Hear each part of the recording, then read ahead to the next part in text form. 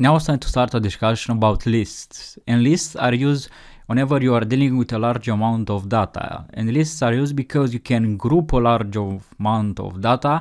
You can group that data in through a collection of related or unrelated elements. So you can have a list of names or a list of integers, and you store them in a single variable, and then you have access to that data in your code more easily.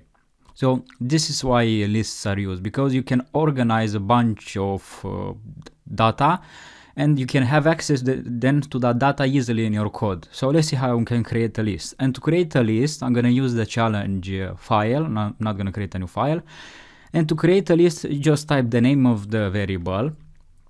I'm going to call this variable names, and I'm going to assign a few names here. And to create a list, we use square brackets. So if you put square brackets, and inside the square brackets, we define our elements in the list separated by comma.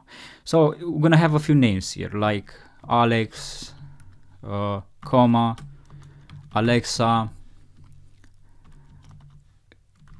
and they are in quotation marks because we are creating a list. Now we are creating a list of strings, so a list of names we are creating here. I'm gonna put here in quotation marks John, because if you hover over this variable names, as you can see, this variable is of type list of string. So what is saying basically here that we are having a list of strings. So we are having a list of strings of texts. So now if you want to access one of those elements, but first let's actually add a print, and let's just print the names to see what we get in the output. So we're gonna print names. So I'm gonna print the entire list. So if I run this, we get in the output Alex, Alexa, Ioana, and John. So we're getting in the output all the elements in the list. But because as I said, you group a bunch of data together, and you can have access then to that data in your code easily. And we access elements from our list using the index. So the index of our array starts at 0.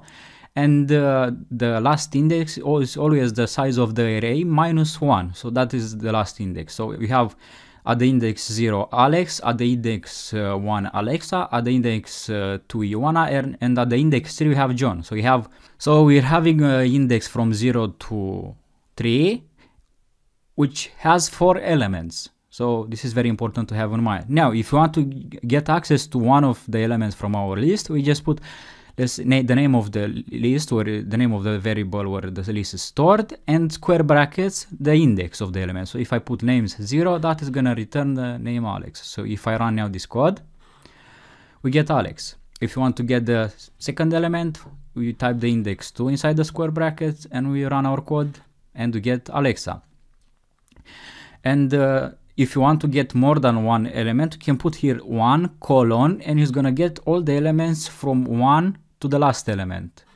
So now if I run this, get Alexa, Ioana, and John. So it's getting the first, it's getting the element at the index 1 and all the elements which are coming after the index 1, respectively index 2 and index 3. We can also change elements. So I can go up here, I can type names, then I put square brackets, the element that I want to change, so element 0, so the first element, and I want to change it from Alex to Smith. So if I type here Smith, and I change this back to, I delete this to get all the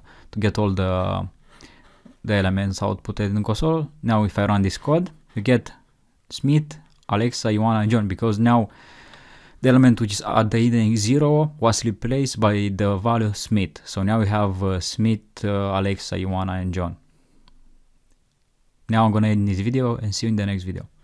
Now with lists, we can also use negative indexes. So we can get element using the negative index. So if I want to get the last element John, to get the last element John with a negative index, we need to, and the last element of the index starts at the -1. So if I type here -1, you'll get John. And if I type -2, I'll get Ioana, and if I type -3, I'll get Alexa, and so on. So this is another way of getting elements using the negative index now, and getting now elements from the end, and it's also good to have this in mind.